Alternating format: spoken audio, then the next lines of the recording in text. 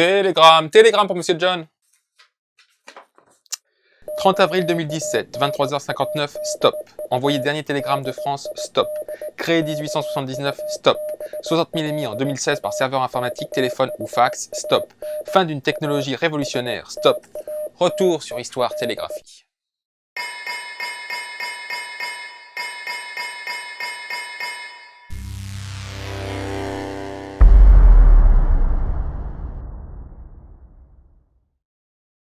Bonjour à tous. Comme je le disais, en intro, Orange a annoncé la fin de son service de télégramme. Bon, en réalité, ce n'était plus qu'un service de livraison de messages. Les vrais télégrammes qui se sont arrêtés dans les années 90 en France transitaient via le télégraphe ou le téléx, des inventions qui révolutionnèrent les communications. Imaginez un peu la situation. Le 4 avril 1841, le président américain William H. Harrison meurt quelques mois après son élection. La nouvelle est transmise dans tout le pays et met 4 mois à atteindre San Francisco. Et que dire des grandes décisions politiques, militaires ou économiques? Un message de Londres à Paris mettait 3 jours à arriver, pour New York comptait 2 semaines et pour l'Australie 3 mois. Et ça, dans le meilleur des cas. La problématique de communiquer à distance remonte à loin. Les tambours et les signaux de fumée ont probablement été utilisés depuis la préhistoire. Avant la colonisation, les natifs d'Amérique du Nord et du Sud, d'Afrique ou de Papouasie les utilisaient. De l'Antiquité jusqu'à la Renaissance, en Europe et en Asie, des systèmes de torches au sommet des tours permettaient de signaler l'arrivée des ennemis. À partir du Moyen-Âge, on y ajoute des systèmes de signalisation à drapeau qu'on agite suivant un code, une méthode très longtemps utilisée pour la communication en mer. Une méthode un peu limitée dès qu'il s'agit de messages complexes. À partir du XVIIIe siècle, certains inventeurs vont imaginer des systèmes plus recherchés, les sémaphores. Une première tentative est réalisée en 1767 par l'Irlandais Richard Edworth. Il s'agit d'une tour placée au sommet d'une colline, équipée d'une flèche pouvant occuper 8 positions.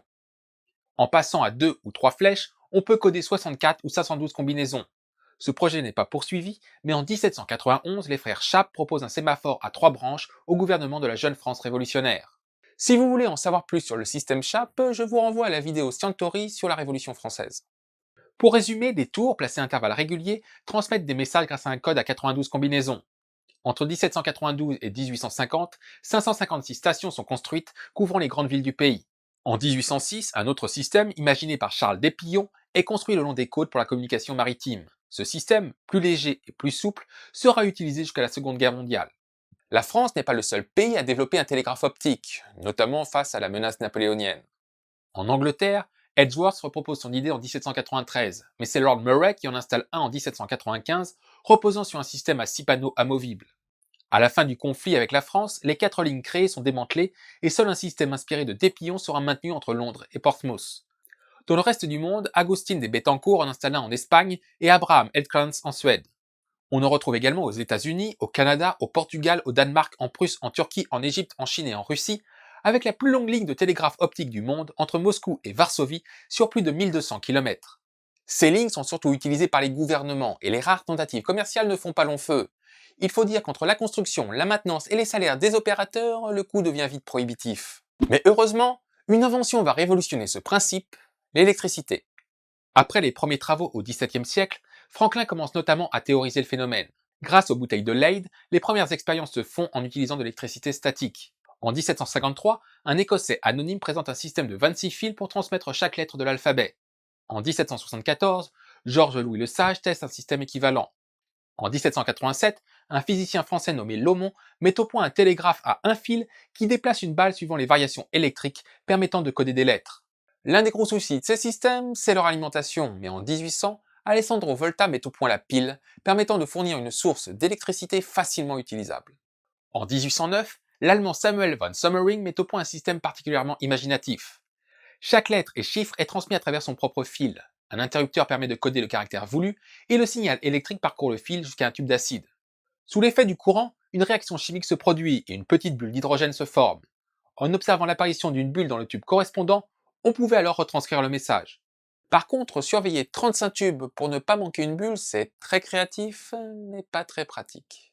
En 1816, Francis Reynolds parvient à faire bouger une flèche sur un panneau en modulant l'électricité, mais le système manque de précision pour être utilisable à grande échelle.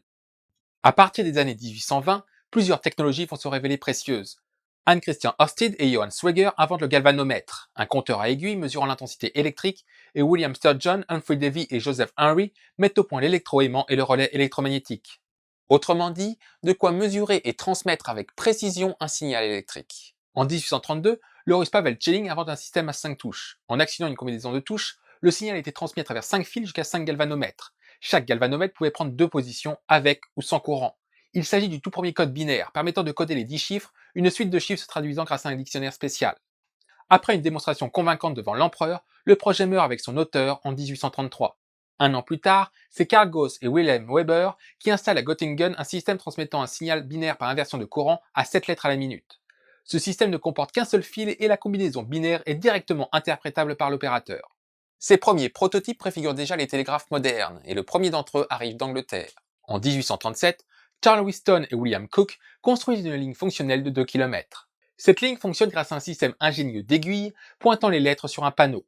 L'émetteur place les aiguilles en position et le récepteur voit les aiguilles se positionner dans la même position. Le nombre d'aiguilles dépend du nombre de lettres qu'on souhaite coder. Le système Whiston-Cooke propose à la base 5 aiguilles pour 60 combinaisons, mais chaque aiguille nécessite son propre fil. Par souci d'économie, un système à 2 puis une seule aiguille est développé avec un mouvement rapide des aiguilles et des cloches de différents tons. Plutôt complexe à opérer et assez lent, il perdurera jusque dans les années 1930 en Angleterre. Si ce premier télégraphe commercial est précurseur, la véritable révolution vient des USA. En 1825, Samuel Morse est un peintre américain à succès et exécute une commande à Washington. Un jour, un coursier à cheval lui amène une lettre de son père lui annonçant que sa femme est malade. Le lendemain, alors qu'il se prépare à partir, une autre lettre lui annonce son décès. Le temps de faire le voyage, il arrive après l'enterrement. Le cœur brisé, il promet de travailler à inventer un système longue distance afin que les nouvelles importantes puissent être transmises le plus rapidement possible. Cette motivation personnelle va le pousser à chercher et inventer un système complet et fonctionnel. Il part alors en Europe et découvre les travaux sur l'électromagnétisme. De retour en 1832, il travaille avec Charles Jackson et Leonard Gale à la mise au point d'un système de télégraphie à un seul fil. Un simple interrupteur est activé par pression et transmet un signal électrique net jusqu'à un interrupteur qui s'active au même rythme que l'émetteur. En 1838, il propose son invention au gouvernement américain qui le refuse. Il part à Londres et découvre que le gouvernement finance déjà Whiston. Il tente sa chance à Paris, mais les Français ne jurent que par le système Schaap.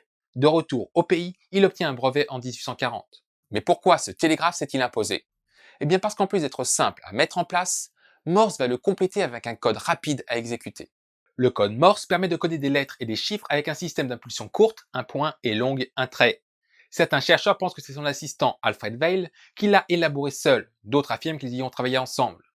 Dans tous les cas, fort de ce système, ils construisent en 1842 une ligne sous-marine entre Brooklyn et le New Jersey avec le soutien de Samuel Colt.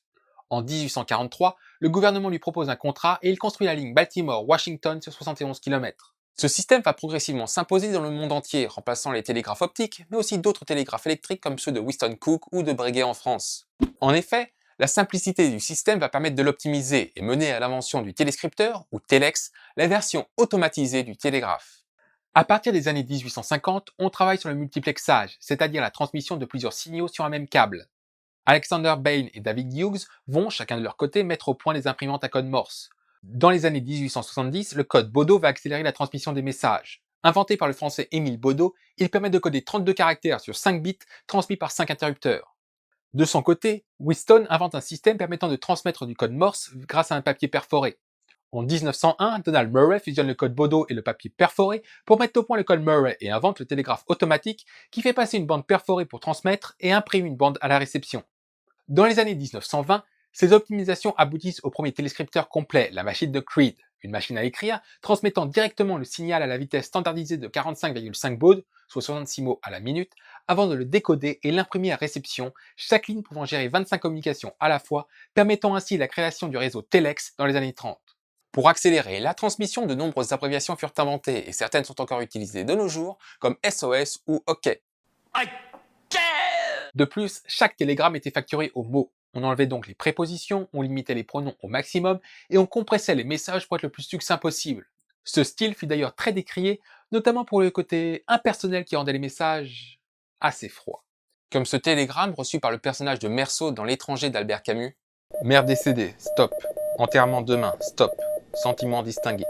On inventa aussi des systèmes pour transmettre des images, comme le pantélégraphe. Mis au point par l'abbé Caselli en 1856, Ce système consistait en un crayon à mine conductrice que l'opérateur devait guider le long des traits du dessin posés sur une plaque métallique. Le signal était synchronisé et variait pour que le crayon récepteur bouge en même temps, produisant un courant électrique qui noircissait le papier. La Chine fut un moment intéressée pour transmettre des idéogrammes, mais son utilisation fut confinée à la transmission de signatures sur de très rares lignes équipées. Entre 1881 et 1930, Telford Bidwell, Arthur Korn, Édouard Belin et Rudolf Hell mirent au point différentes méthodes de scan et de transmission d'images sans avoir à les dessiner, préfigurant le fax. Ces inventions n'intéressaient plus seulement les gouvernements, mais aussi les journaux, les banques et enfin les particuliers. Et ces financements permirent de couvrir le monde de ligne. En 1840, on commença à couvrir la côte est des États-Unis, mais il était toujours long de traverser le pays jusqu'au Pacifique. En 1860, le Pony Express combla cette lacune durant un an. À partir de là, le réseau californien fut relié à celui de l'Est à travers le premier réseau transcontinental. En Europe, on construit aussi.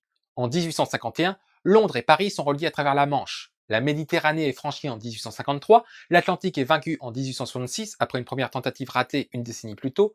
En 1870, un câble sous-marin est installé entre Londres et Sydney via l'Inde, et enfin le Pacifique est traversé en 1902. Ces câbles serviront de support au premier téléphone, mais aussi à ARPANET, l'ancêtre d'Internet. En fait, le télégraphe, et plus précisément la technologie Telex, est le premier réseau filaire de communication et l'ancêtre de tous les autres. Et aussi celui des réseaux sans fil. En utilisant les travaux de Hertz et Marconi, Hughes dès 1879 et Albert Turpin en 1894 transmettent un signal Morse par onde hertzienne. En 1906, la conférence de Berlin décide que la bande des 500 kHz sera utilisée pour les messages d'urgence en Morse, dont le fameux SOS du Titanic en 1907.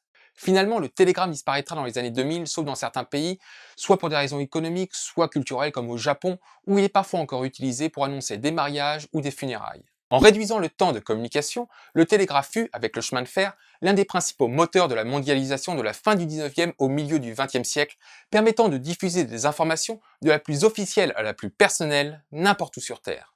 La mort du télégramme marque la fin de 2 siècles de messagerie, mais le télégraphe, en tant que précurseur d'Internet, reste la troisième grande innovation de l'humanité pour la transmission de la connaissance, après l'écriture et l'imprimerie. Merci à tous d'avoir regardé cette vidéo, j'espère qu'elle vous a plu. Si c'est le cas, pensez à mettre un petit pouce en l'air, à la partager et à la commenter. N'oubliez pas non plus de vous abonner à la chaîne et vous pouvez me suivre sur Facebook et sur Twitter. Et je vous laisse avec cette citation de Friedrich Nietzsche. La presse, la machine, le chemin de fer, le télégraphe sont des prémices dont personne n'a osé tirer la conclusion qui viendra dans 1000 ans.